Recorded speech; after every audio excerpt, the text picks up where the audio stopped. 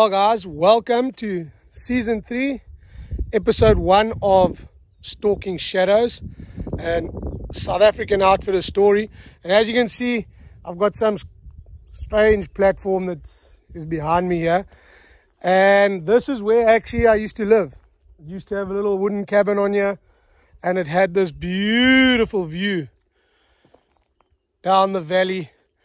And this is where the dream of becoming an outfitter in SA happened. So let's get into that story, guys. So when I was a freelance guide, this is where I used to live. It's on my parents' property, and I spent a lot of time in my downtime when we weren't guiding, living here, no power, just water, an outside shower. We'll see if we'll spin around. Outside shower under the trees there, you can see.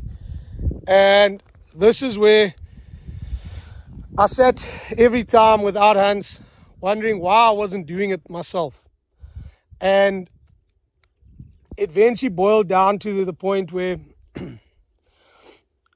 you had to guide for 4 years before you could register as an outfitter in South Africa. The rules changed year after year, and things always kept changing. Originally, you used to be able to become a professional hunter, and at the same time, you'd register as an outfitter. But when I did my license, they said you had to be a professional guide, been guiding solidly for 4 years before you can apply. So I'd done my 4 years, and I decided to apply to become an outfitter. And the whole thing about becoming an outfitter was where I was getting frustrated with the company at the time that I was working for, where everywhere we hunted and the animals that I was bringing into the company for his clients and to make him a good name were all my properties, all my family properties, personal properties that I organized, this personal property. And him as an outfitter didn't have any ground for us to hunt. So he was relying on our resources. So I eventually decided to do the whole thing and become a outfitter. But where do you start, guys? This is where you are just a freelance guide. There's not a lot of money in the bank to be wasting. We are seasonal. You got to really hunt 200 days a year to really turn this into an actual living. So what was becoming more and more apparent was the social media side of things. So when I started, there was just Facebook. So I thought, okay, let me register. I put my applications in. I was approved. I received my PH, my outfitter's number, and I wasn't a registered outfitter. So I needed to market, and I started marketing on Facebook. Facebook's not what it used to be back then, guys. It's way better now. Social media is a huge part of marketing and getting your name out there and building a business. It really is a big tool now. But when we're talking way back in 2012, where I officially registered as an outfitter, it really wasn't much. People used to post what they were doing for the day on Facebook. That's kind of what it used to be. And for those who used to sit at home and were bored as hell most of the time, they used to play Farmville on Facebook. So that's kind of what Facebook was all about. But it was a nice way to keep in touch with past clients and friends, and that's kind of what it was all about. So I started with my fiance at the time, putting together a little website. Didn't have much bucks, so she helped me set up a website, and we started promoting on Facebook. And you could basically put your little banner up, so you could make a page. So I made a Facebook page, and you'll see on the thumbnail, that was the original banner for what we called the company back then, was Wayndale Safaris. And that was the start of all of this. And right behind me is where I took the sunset photograph for that banner. And I got a friend to design the logo, and it became Wayndale Safaris. So we started getting out there and making connections on Facebook and really finding it difficult to promote yourself, trying to get a stranger to book with you and kind of say, okay, I'm going to send you money.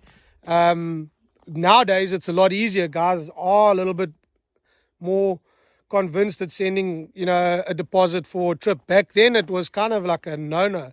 Anything over the internet was taboo. So the whole idea of me becoming an outfitter was that I wanted to outfit my own clients and still freelance guide where I could in between my clients to give me a full season, because we were struggling to get full dates, keep yourself busy from A to B. And then also the idea of you engaged, you wanting to start a family, being home more, the idea of being home more, being an outfitter, being able to do your own thing, hunt less hunts in a season and benefit more from it. So that was what the whole dream was about becoming an outfitter. And things started looking a little bit promising. And then word got out that I had registered as a outfitter. Well, guys, if you want to see dates and hunting dates fall off a page where you've received, multiple outfitters have given you dates, man, this is what you call a cutthroat industry. So my dates got taken away from me because I was now a registered outfitter. Yet I wasn't the only person who was doing it. There were probably 5-6 other guys that I knew hunting in the same company as me that were all registered outfitters, but their dates weren't being taken away. So my dates got taken away from me left, right, which left me in a bit of a pickle where I hadn't booked my own clients yet, and now my freelance dates had just vanished. So lucky for me that at the time my dad was still working in town, and he could float me a bit as I would farm his farm while I'm trying to build this dream up. So it started with just an idea, Facebook, getting it all together, and then also being kicked in the teeth now where all your hunts have been taken away from you because you've become an outfitter. And I was on Facebook one day, sitting at home wondering, what the hell am I going to do? I was hitting up a bunch of, new people on Facebook, and all of a sudden I got a message from an old client. And this was Mike Carey. And Mike Carey reached out and he said, hey, Wayne, I see you've set up your own outfitting business. And I'd hunted with Mike Carey 2 years prior, or a year and a half prior to this. And he said, man, I really enjoyed hunting with you. I really liked the way you conducted yourself. Is there any way I can help you, build on your business? And I said, yes, Mike, I'd really appreciate it. Word of mouth is still the best way of gaining clientele. If you could just put a word out there for me and vouch for me that I'm a legit person, that I'm not here to steal your money. If they book with me, they'll have a great time. It will be an ethical hunt. That would really go a long way. So Mark said, man, no problem. He started sharing a few of my Facebook posts. And this is where the crazy came into the whole thing was. This all started getting shared. Mark was saying, how much of a great time he had with me. And remember, guys, I'd hunted with him at another company 2 years prior. So, Mark just liked me. We became friends. And next minute, that outfitter who he hunted for sent me an email that, our words can't even describe.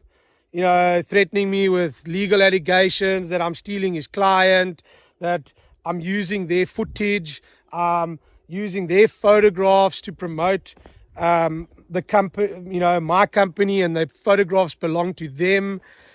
And I replied back to him, and I actually phoned the guy, and he refused to answer my phone calls. I went to his door, knocked on his door to have a meeting with him, because he's the outfitter that's dropped me, where I was a guide for him for years.